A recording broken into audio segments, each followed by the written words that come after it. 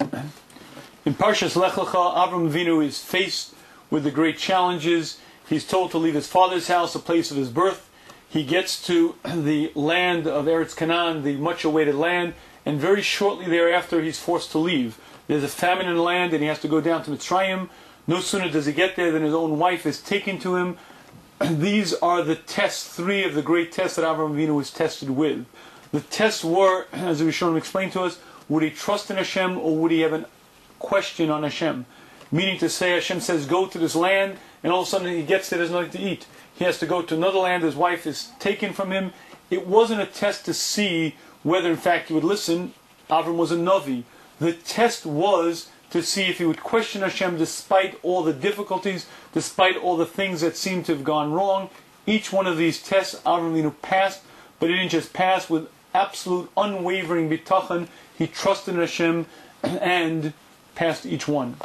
The Nefesh HaChaim explains to us a tremendous concept, and that is the Avos were not just given the task of being great individuals.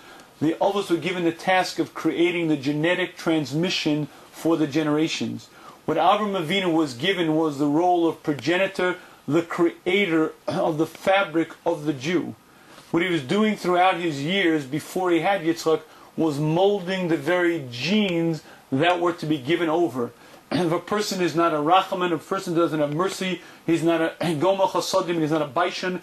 If a person doesn't act with shame, if a person doesn't do favors to others, if a person isn't a kindly individual, that demonstrates that he's not from the Zerah of Avram, he's not from the children of Avram. The reason being because those are innate parts of a Jewish soul.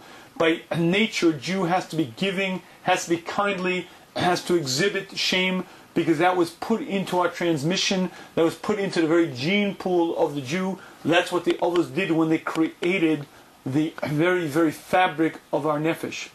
The Nefesh HaChaim takes this one step further when he explains that throughout history, Jews are challenged with many, many great challenges. For centuries, it was an accepted practice to give the Jews a choice, either death or your religion. And time after time, throughout the millennium, Jews willingly went to their death rather than disown HaKadosh Baruch Hu. The Nefesh HaChaim explains where did they get the fortitude to do that?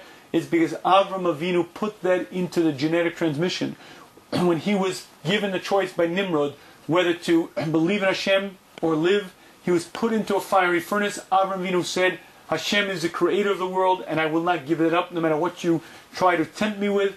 And he was put into this furnace. He walked through with absolute unwavering bitachon. By doing that, he put that into the very fabric of the nefesh, and that's transmitted to us today. It says in Nefesh Chaim, that's how we, many, many years later, centuries later, are able to have that type of faith. But even more than that, says the Nefesh HaChaim, if you notice, each of the 10 tests were really tests of bitachon. It wasn't a test, as we said a moment ago, whether Avram would listen. Of course he would listen. The test is would he have unwavering faith. Nefesh HaChaim explains the way a Jew knows that he could pass every test and have absolute unwavering bitachon in Hashem is because that's what Avram Avinu forged into the transmission of that which is given to us. And what Avram Avinu did was he lived with absolute bitachon. And now, if a Jew is faced with all the difficulties of life, if I have various troubles, whether it be health issues, economic issues, trouble with my children, a Jew has the ability to say, Gam zu l'tova, this too is for the best, because within my very nature is that bitachon, because that's what Avram Avinu did.